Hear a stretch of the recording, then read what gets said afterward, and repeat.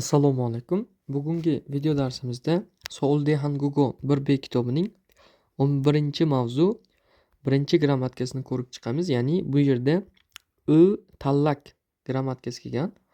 Hop, bu grammatika nima deyilsa, asli grammatika emas, ya'ni biz biladigan so'zlarni hozirgi zamon yoki o'tgan zamonga o'zgartirish qoidasi boshqacharoq. Shuni tushuntirilgan. Tallak degani, tallak lug'atda bu tushib qolishi degani. Harfining tushib qolishi. Qanday tushib qoladi deyilsa, hop, nazariy qismini o'qib, batafsilroq tushuntiraman. Hop. Davom etamiz. Hyongyong sana tongsei ogani mo'im ro kna는 kyongu mo'im 는 o ro 시작하는 어미와 결합할 때 탈락한대. ya'ni fe'l sifat yoki fe'lning negizi, ya'ni o'zak deyiladi. Negiz, ya'ni ta qo'shimchasi olib tashlanganda oxirgi qolgan ulli harf.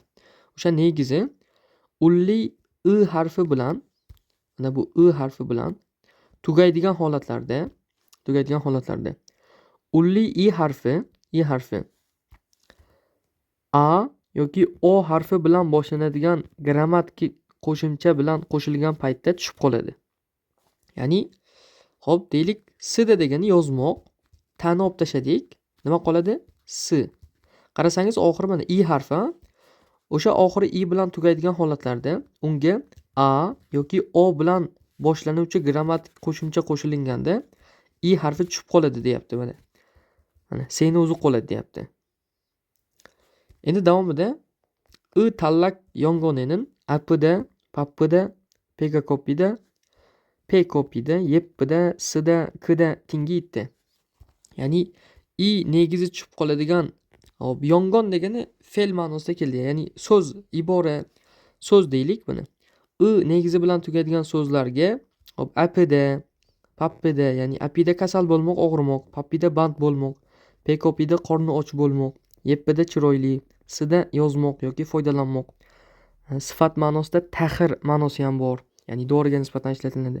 Kida o'chirmoq va shu kabilar bor deyapti. Negizi bilan tugaydigan asosan shu so'zlar ishlatiladi deyapti. Endi buni batafsil mana bu yerda tushuntiraman. Hop. Diqqat qiling. Deylik, hop, mana bu yerda 3 tasini olamiz. Mana yeppida, hop, sida va kida. Hop.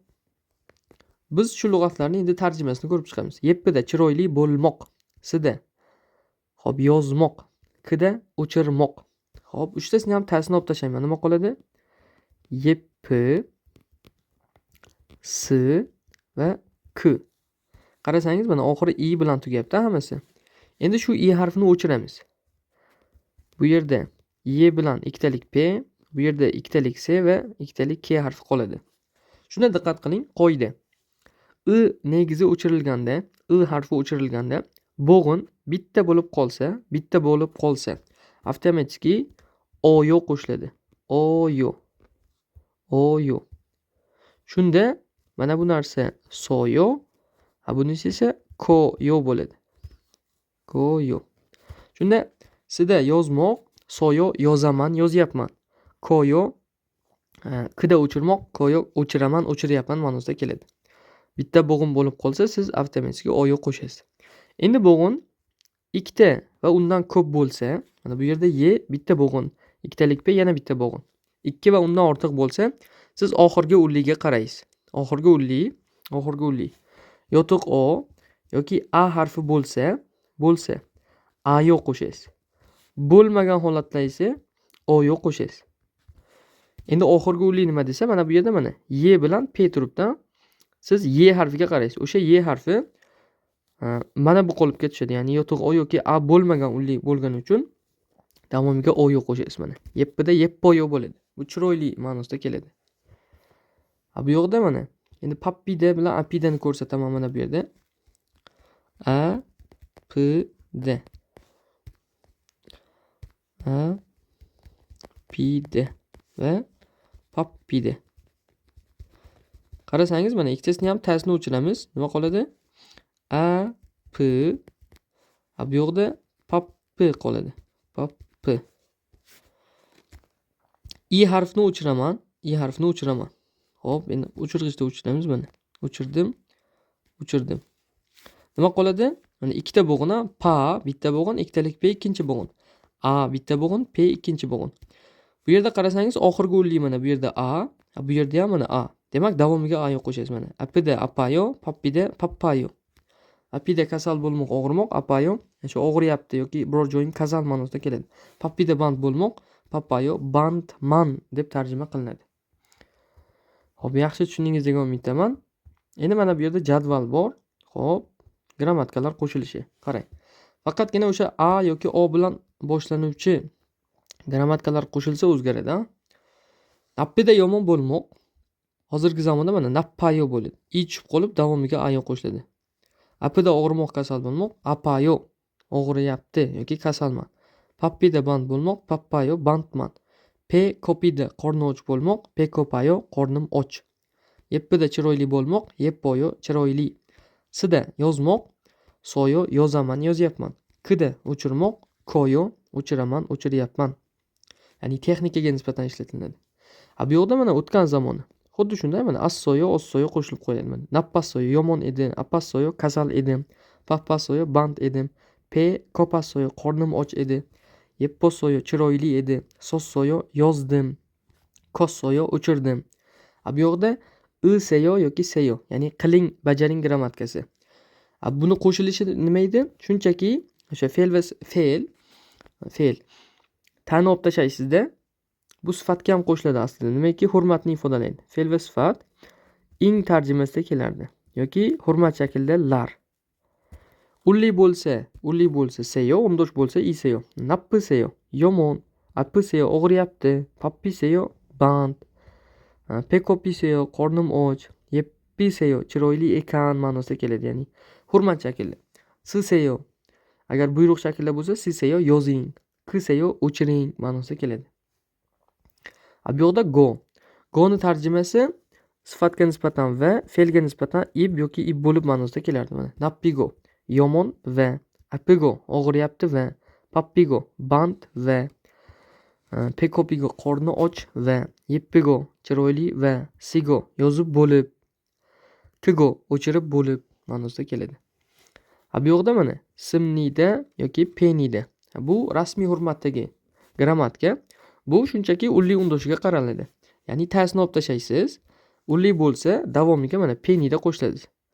Qo'shasiz. Nappimnida yomon, appimnida og'riyapti, kasal, pappimnida band, pekkopimnida qorni och, yeppimnida chiroyli, simnida yozaman, kimnida o'chiraman ma'nosida keladi. Xo'p, endi mana bu misol gaplarni tarjima qilamiz. Chumare mannalkayo hafta oxirida yoki dam olish kunida uchrashamizmi deb savol berilsa, ibon chumarinin chom pappayo. Bu hafta oxirida urg'u berib gapiryapti. Biroz bandman. Achimil anmogossoyo. Ya'ni achimil anmoqda degani nonushta qilmaslik. Nonushta qilmadim, nonushtani yemadim. Kereso pe kopayo. Shuning uchun qornim och deyapti. Uchinchisi. Nana shi yodong sengi yeppoyo.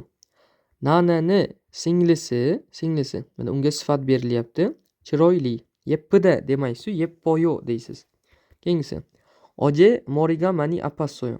Kecha boshim judayam og'ridi yoki ko'p og'ridi deb tarjima qilasiz. Mani degani 3 ta tarjimasi bor. Ko'p, juda, qattiq. Bu yerda endi ko'p yoki juda ma'nosi tushadi. Keyingi gapimiz ojenin piyonjeril sossoyo. Kecha, mana urg'u berib gapiryapti. Shuning uchun nin qo'shilyapti. Kecha xatni yozdim. Oxirgi gap ojenin nalshiga nappatchiman onirin choayim. Kecha ob-havo yomon edi, lekin bugun yaxshi. Shunda mana kecha bilan bugunni solishtiryapti. Solishtirayotgani uchun mana in yoki nin qo'shilyapti. Uli undoshiga qarab. Ya'ni innin ikkita narsani taqqoslash yoki solishtirishda ham ishlatiladi. Kecha bilan bugunni solishtiryapti. Bu yoqda esa nappatchiman. Mana Nappida degani yomon bo'lmoq. Nappida. O'tgan zamoni nappassoyo. Nappassoyo. Bu yoqda jiman grammatikasi bor. Uyu lekin. Mana buni o'rniga jiman keladi. Jiman. Kecha ob-havo yomon edi-yu, lekin bugun yaxshi deyapti. Yaxshi tushundingiz degan umiddaman. Endi davomini ko'rib chiqamiz. Davomi boshqa grammatika ekan. Shu joyda tugatar ekanmiz. Ya'ni negizli so'zlarni hozirgi zamon yoki boshqa grammatikalar qo'shilishini yaxshi tushundingiz degan umiddaman. Darsimiz shu joygacha edi.